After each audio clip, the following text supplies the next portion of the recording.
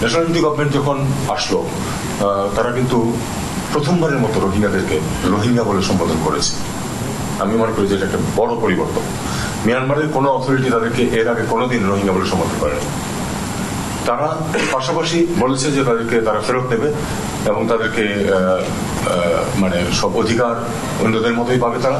Arakan আর্মির সাথে সম্পর্ক আমরা রাষ্ট্র হিসাবে নন স্টেট অ্যাক্টরের সাথে সম্পর্ক রাখতে পারি না সরাসরি, কিন্তু সম্পর্ক রাখার কিন্তু বিভিন্ন ধরনের লেভেল আছে, লেয়ার আছে, informal, semi formal, even track two diplomacy, অনেক কিছু হতে পারে।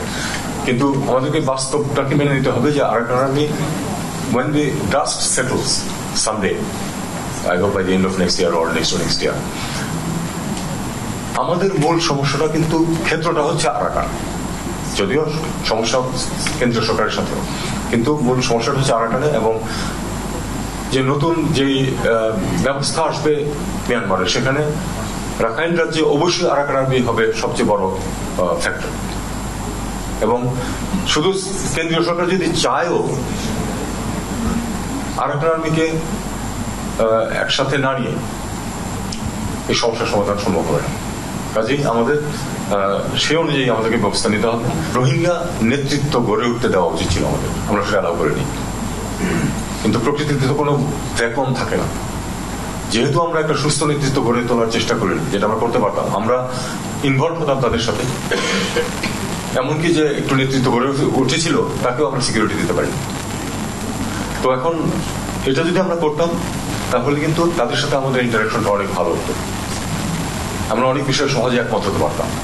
সেটা যখন আমরা করিনি তখন কিন্তু বিকল্প নেতৃত্ব গড়ে উঠেছে প্রধানত ক্রিমিনালরা। এবং এই ক্যাম্পগুলো এবং তার আশেপাশের আমাদের দেশীয় ক্রিমিনাল যারা, তাদের সাথে নেক্সাস গড়ে উঠেছে এবং এখানে কিন্তু অপরাধী কার্যক্রম চলছে। বলেছে তাদেরকে আমাদের অবশ্যই অন্তত পক্ষে 8-10 লেভেল পর্যন্ত মিয়ানমার সিলেবাসে, বাংলাদেশের সিলেবাসে না, মিয়ানমার সিলেবাসে রোহিঙ্গাদের মধ্যে থেকে শিক্ষক নিয়োগ করে তাদেরকে বাচ্চাদেরকে লেখাপড়া শেখাতে হবে। কোন স্কিল যদি শিখতে চান সেগুলিও আমাদের চেষ্টা করতে হবে তারা যেতে পারে। সো দ্যাট আজকে থেকে 2-5-7 বছর পরে যখন তারা দেশে ফেরত যাবে, তারা যেন কি সেখানে তাদের স্কিলের অভাব না হয়। তারা কিন্তু মাটি থেকে বিচ্ছিন্ন হয়ে গেছে অলরেডি। যে সমস্যা পৃথিবীর অনেক দেশে আছে, আফ্রিকার অনেক দেশে এই সমস্যার সৃষ্টি হয়েছে। সিভিল ওয়ারের কারণে মাটি থেকে বিচ্ছিন্ন হয়ে গেছে মানুষ। এখন তারা পুরনো যে ট্রেডিশনাল এগ্রিকালচার সেটা তো ফিরে যেতে পারছে না, নতুন কোনো যোগ্যতাও তাদের নেই। এই সমস্যার সৃষ্টি হবে এখানে। কাজে এটা আমাদেরকে দেখতে হবে যে তারা যেন মিনিমাম কিছু স্কিল অর্জন করতে পারে, সো দ্যাট যখন তারা ফেরত যাবে তখন যেন তারা সেখানে গিয়ে তাদের ইকোনমিক লাইফটাকে পার্সু করতে পারে। শেষ পয়েন্ট, ন্যাশনাল কনসেনসাস।